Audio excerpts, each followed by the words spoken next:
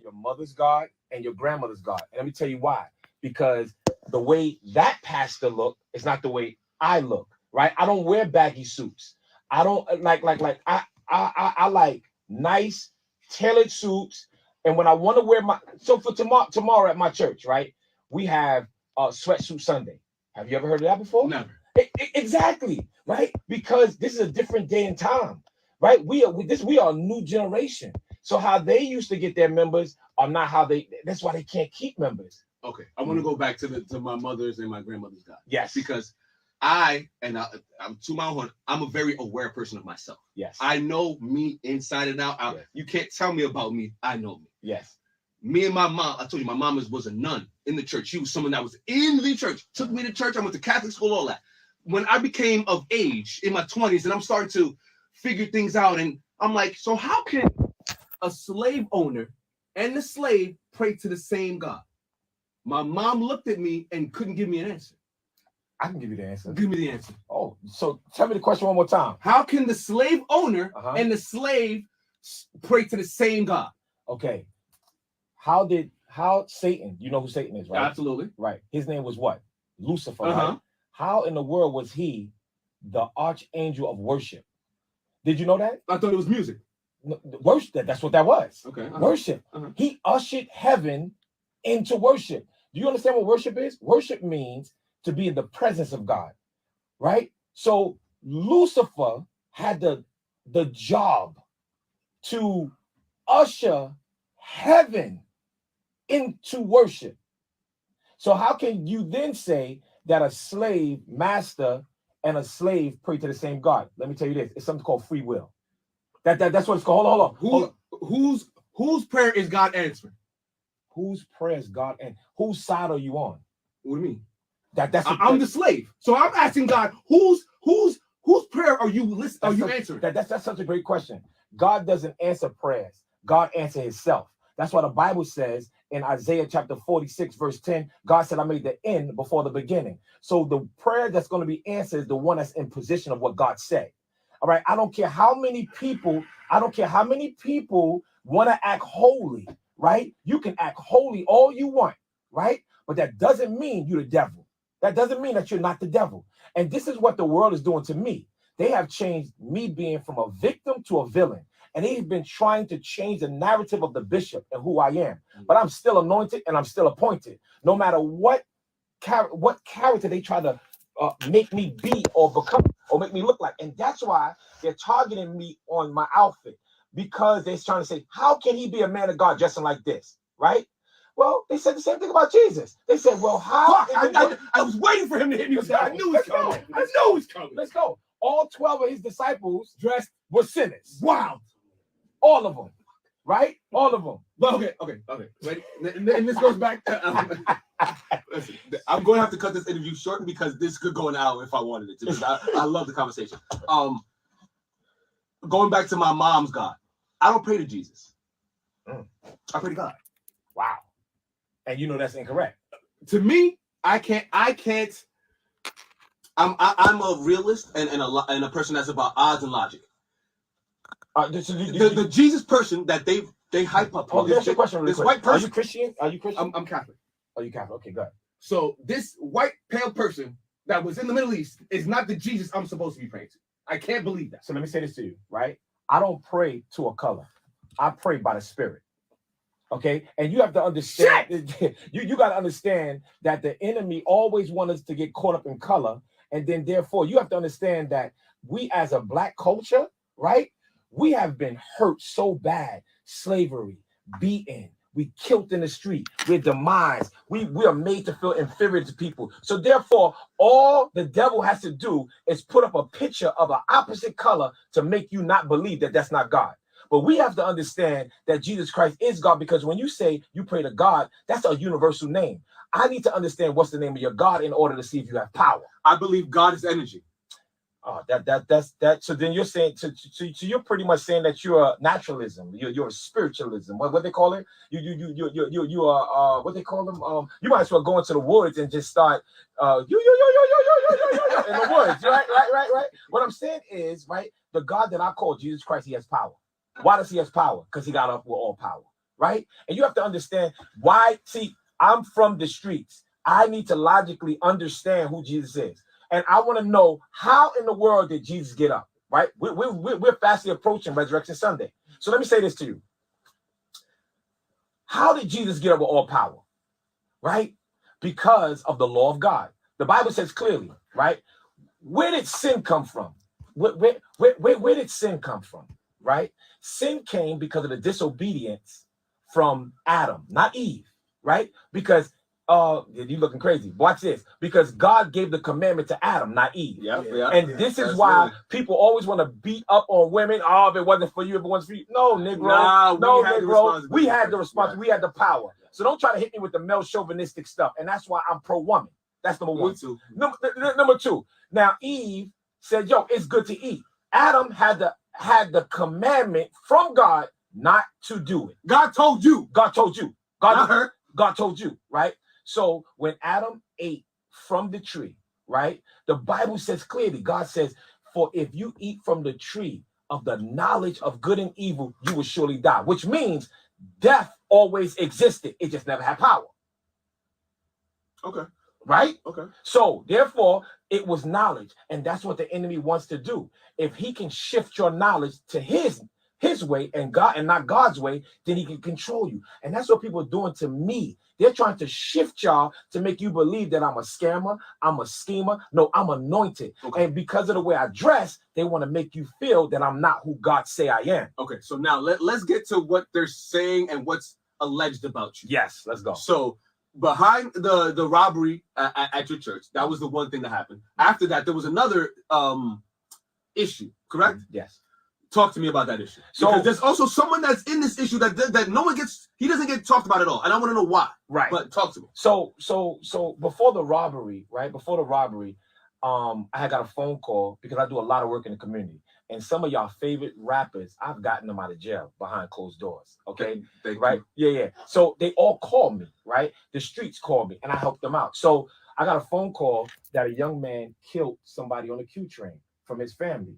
So they said, Bishop, we need your help. Fast, just quickly. So I told them, I said, let me find out what's going on. I found out and I said, wow, this kid just allegedly killed somebody on the Q train. So I called them back. I said, what's going on? They said, Bishop, we're scared. We're scared. They're kicking in all the doors. They're kicking in all the doors. They're kicking in doors and they're looking for him. So my father was killed by police, by 16 police officers because of the color of his skin, Arthur Miller. So therefore, I'm like, yo, I don't want to see this guy die. You know what I'm saying? And I don't want him, if he did kill this man, I don't want him killing nobody else. So I went, I orchestrated a surrender. I called the mayor of New York because the mayor, Eric Adams, is my mentor. So I called and I said, Eric, look. Mr. Outside. So I told him what was going on. So he said, look, I got your back. Let me know what's going on.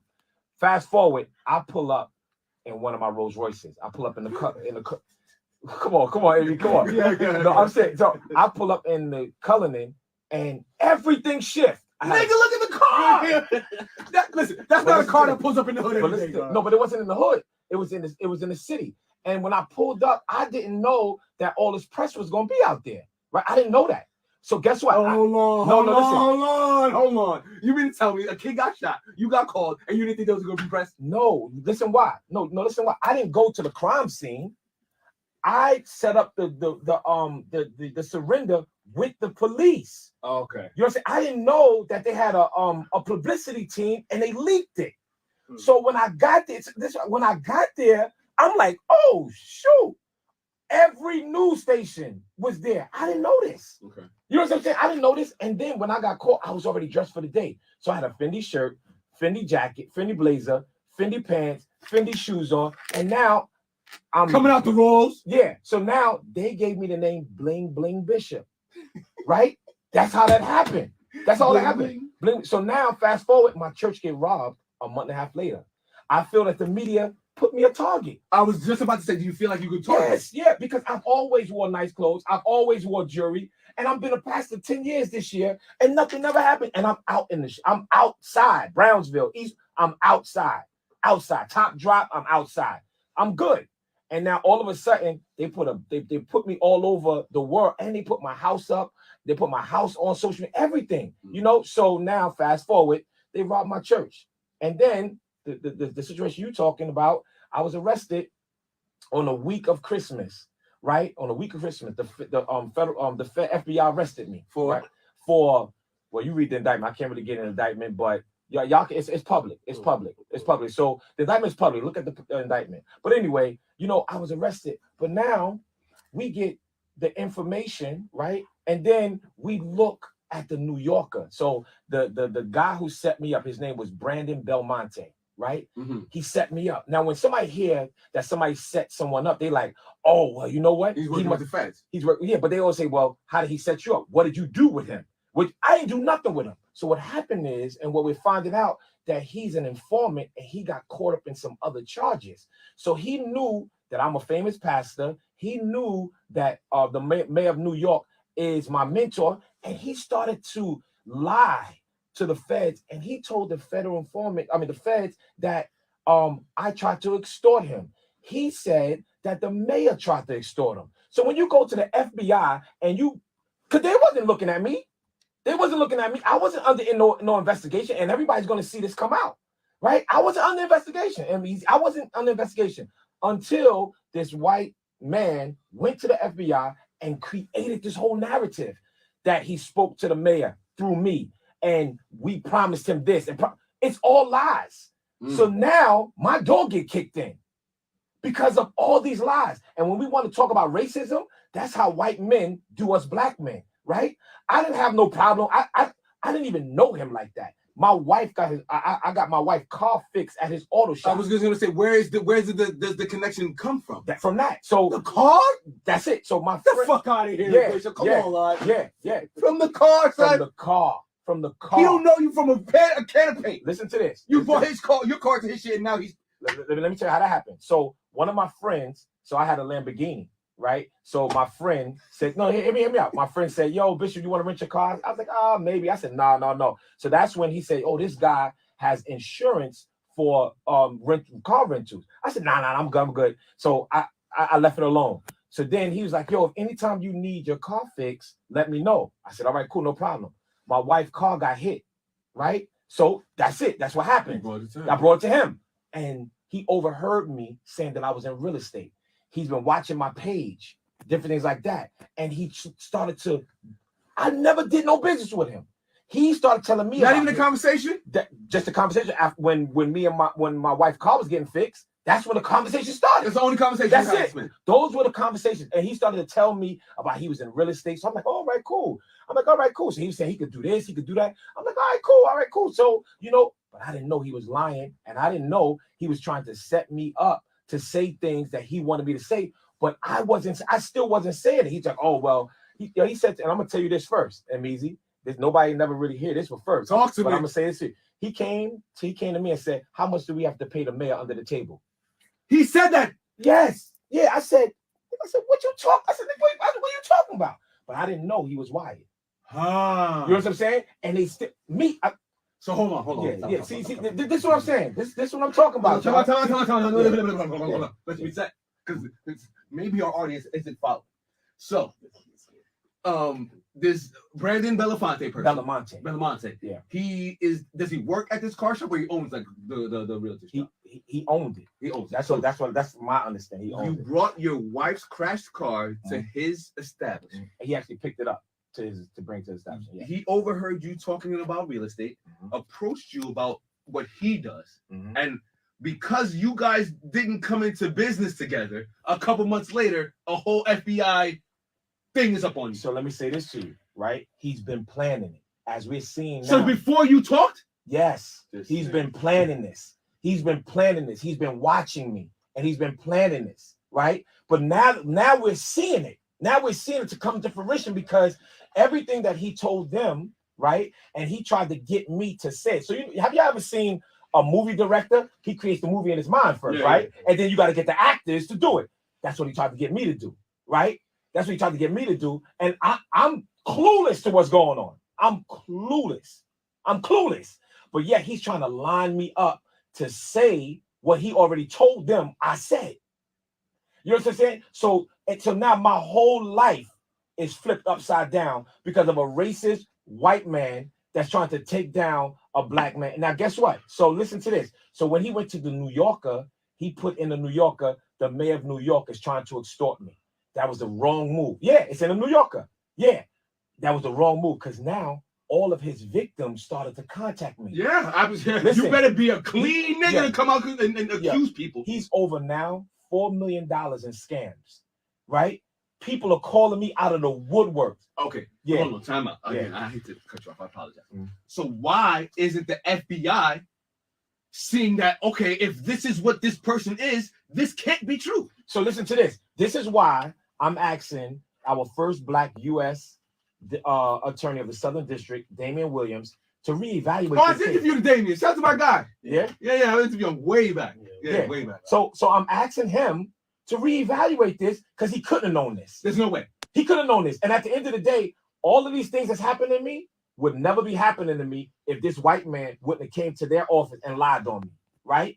So he has, and this was what I know, over $4 million of people that he stole money, right? And I want to say this to y'all too. There's a company that he had called VIP Cars, right?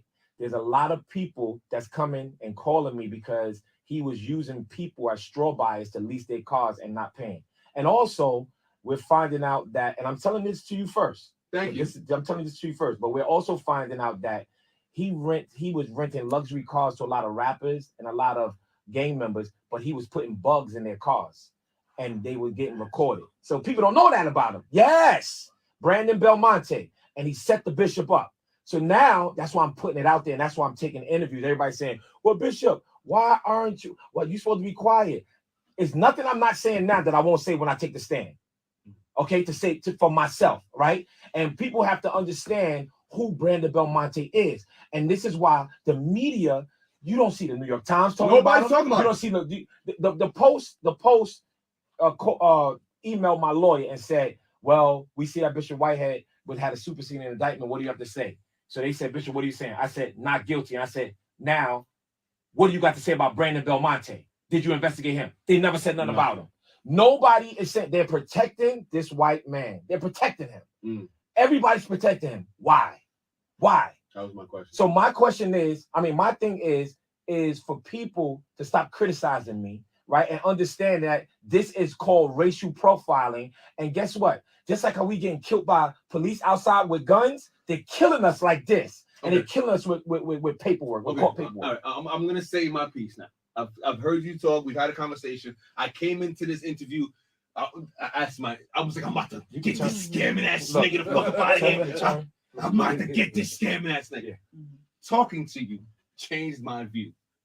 And it feels like, again, talking to you, it's another one of the situations where it's because this black man doesn't fit the white narrative of what a bishop should be and should look like. Now let's get him up out of here.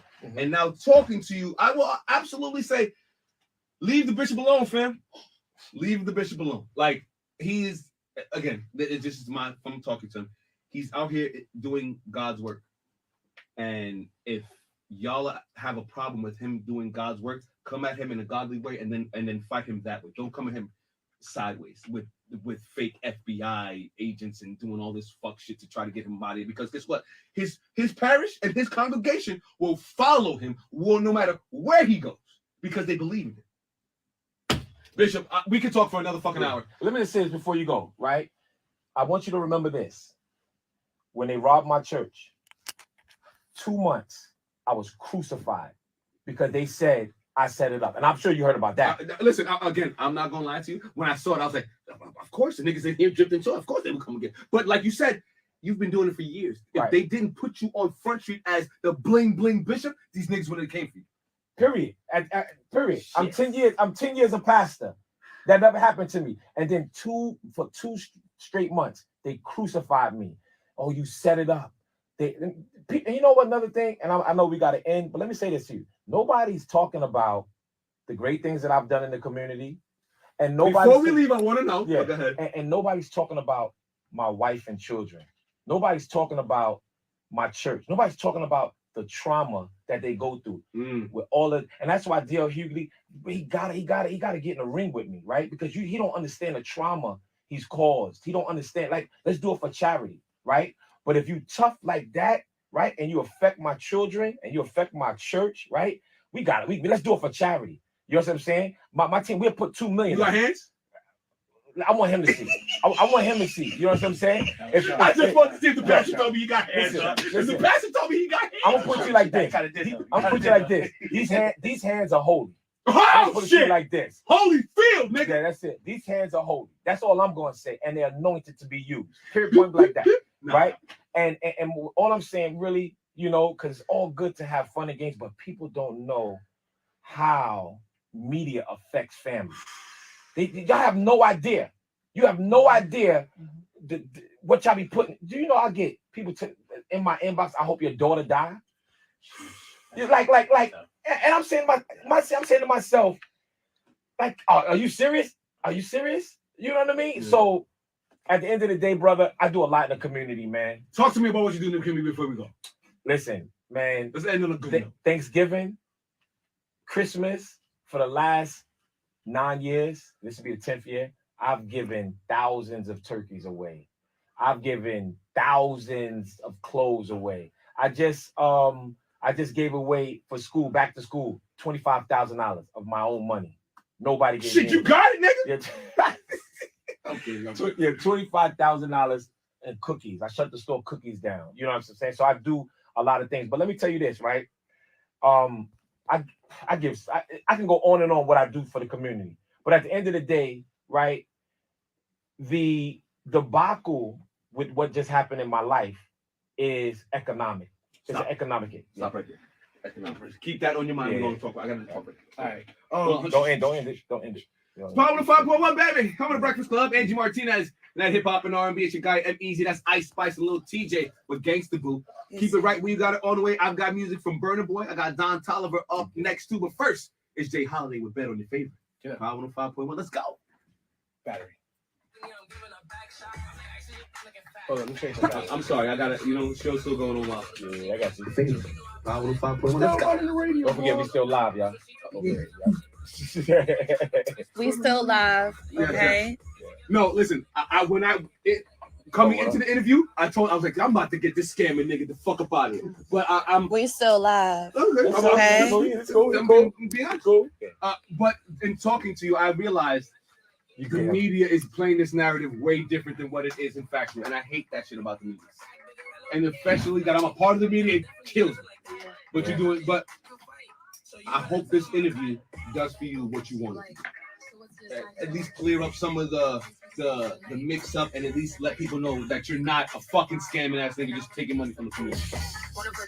I'm being honest. I know how it is, man. Trust me, man. Coming to Breakfast Club, Angie Martinez. That hip hop and R&B. It's your guy M-Easy. That's Ice Spice and Lil TJ with Gangsta Boo. Keep it right where you got it all the way. I've got music from Burna Boy. I got Don Toliver up next too. But first, it's Jay Holiday with Bet on Your Favorite. Power 5.1. Let's go.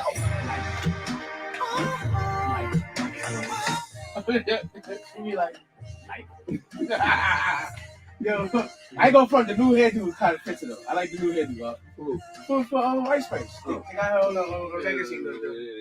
The Merle. Yeah, we're not feeling nice. No. Hey. She's cool. We on live. Okay. All right. So hold on. Last thing he said was life is economic. It's economic. Life is economic. You remember what you're talking about? Yep. Right. You ready, Fat? Yep. All right. Go ahead. Wait. Yeah. So you know, yeah. So you know, this is like I was saying about economics, right? This is a very economical hit to my life because anytime you are indicted by the feds, everybody run from you. Everybody, don't nobody. It's like you're a fucking leper. There you go, biblically. Right? That's how you sound. I can't. That's right, biblically. You know what I mean? And leprosy back in the Old Testament is if you had it, you got to get out. Everywhere, get away. You know what I'm saying? And then people, it's not. They don't even have to be doing anything, but they say, well, you know, I'm not doing nothing, but I don't even want that smoke. You know. So therefore, and then you know, all of the media, you know, have came down, and then you know my family members texting them and saying, look at your pastor and look at him, and what pastor is telling somebody else they want to fight and this, so they just start to go in. I was one of them. I listen, I want to apologize. I sincerely want to apologize because I say it a couple times. When I knew you would come, I was like, I'm gonna get this nigga. I'm gonna get him.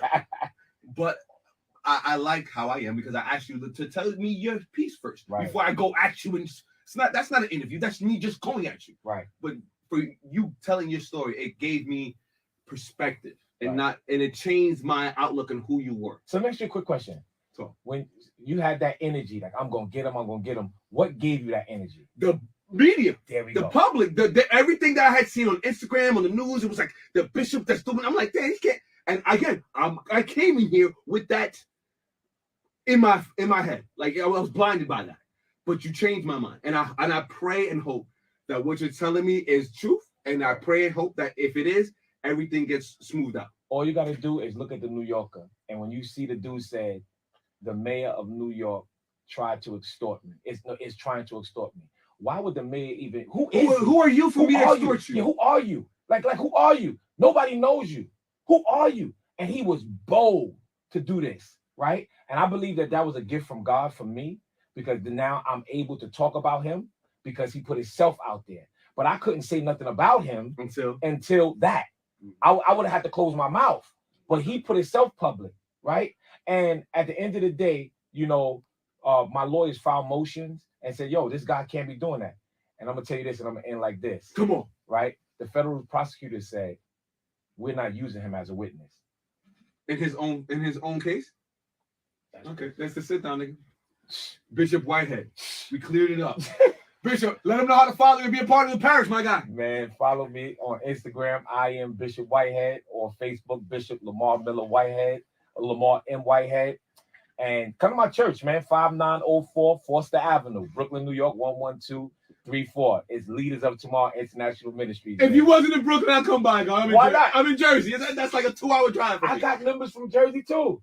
So, do you have a van that sends out to Jersey when you come? Nah, they took all our money. But when I got a proposition for you. We'll figure it out. I got a proposition for you really quickly. I do Youth Sunday once a month, right? And I want to do the church meets hip hop, right? Would you be the DJ? I'm not a DJ, but I host. All right. Okay. Yeah. Okay. I'll pull up. Let's put it together. I got you. Let's put it together, and we could bring the hip hop community in. It's gonna be a church service. I'm with it. Right? And you host. I preach. There we go. Make it happen. Shit. Let's go. Oh, I cursed. I'm sorry. See, I'm ladies and gentlemen, to sit down, Bishop Whitehead, and we out here. Thank you, my guy. Man, thank you so much. This is great. All right, y'all. Do you think we should post these lives on his page, or you think we should get rid of them? I mean, I don't think did I say anything? Nope. Hold on a second. Besides, ice cream. Hold on a second. Let me turn this around. Send that down. Yeah. I gotta get him downstairs, get the people downstairs. What's up, y'all? Great interview. I'll talk to y'all later. Great interview. Wait. Oh, look at my man, son. All that bullshit is not true. I'm a man of God. He's a man of God. I'm coming to the church. I think I just lied on the package. Yo, thank you guys, man, for tuning in. And hold on a second. Let me go. Hold on. Y'all stay focused. Y'all stay firm. The bishop is here. God bless y'all.